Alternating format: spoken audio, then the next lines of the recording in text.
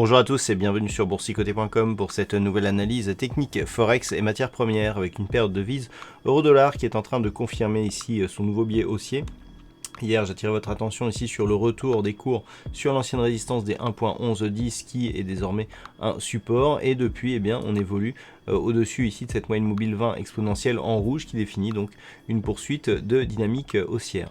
Donc la perspective ici, c'est poursuivre le mouvement avec une confirmation par un dépassement ici des 1.12. L'objectif ici de ce mouvement se situe sur la résistance des 1.1220. Et puis sur le câble, c'est un petit peu la surprise après avoir connu, je dirais des résultats de vote et des annonces concernant le Brexit qui étaient plutôt rassurants. On commence à réentendre parler ici de Brexit dur, donc on a reperdu tout ce que l'on avait gagné ici sur cette phase de hausse, et les cours reviennent ici dans ce range qui se situe entre 1.3012 et 1.3315. On avait dans un premier temps validé ici le franchissement de cette résistance qui avait agi comme un support, et puis finalement ça a bien changé, puisque on a connu donc une rupture de ce support des 1.3315, et depuis c'est vraiment la grosse baisse, avec donc une moyenne mobile 20 exponentielle, on le voit ici sur cette vue un peu plus rapprochée, qui après son franchissement ici a servi de résistance à l'évolution des cours, et depuis c'est point bas. Donc on a ici une zone intermédiaire qui se situe à 1.3070, et puis on pourrait avoir un retour ici qui pourrait revenir chercher la zone 1.2970, 1.3012, zone qui était, je le rappelle, la zone de résistance de la précédente zone d'évolution horizontale que nous avions eue juste après la hausse ici, la forte hausse du mois d'octobre. Sur l'or, nous sommes toujours ici dans une dynamique qui tente une rupture haussière ici des 1477 $ l'once.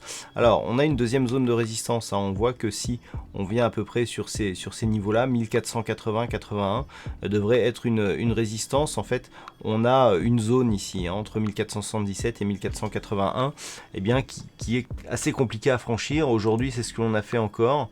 Les cours ici ont tenté un franchissement. On est revenu chercher ici 1480 avant de redescendre ici, mais on reste bien sur la moyenne mobile 20 exponentielle, et les multiples contacts qui ont lieu ici sur le support oblique rouge nous montrent que c'est ce support qui est le plus respecté par rapport à la résistance que nous avons au-dessus, avec de multiples attaques.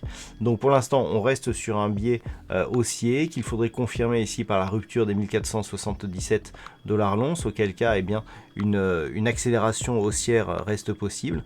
Le niveau d'invalidation de cette anticipation reste une rupture ici baissière du support oblique rouge.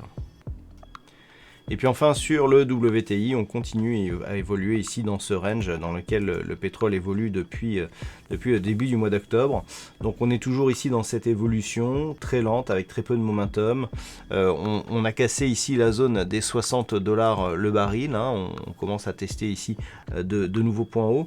Je rappelle que le point haut de ce mouvement, on ne sait pas quand est-ce qu'il arrivera, mais ça reste la prochaine résistance, se situe à 66,50 $ le baril. Mais tant que nous sommes ici à l'intérieur de ce trend, on n'attend pas grand chose. À un moment on pensait même que ça allait casser ici à la baisse.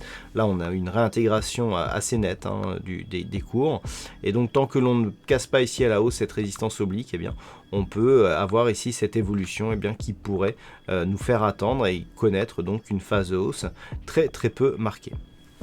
Voilà donc ce que l'on peut dire sur cette analyse technique Forex et matières premières. Passez une bonne soirée, de bons trades. On se retrouve dès demain pour d'autres analyses techniques, toujours sur le site boursicoté.com.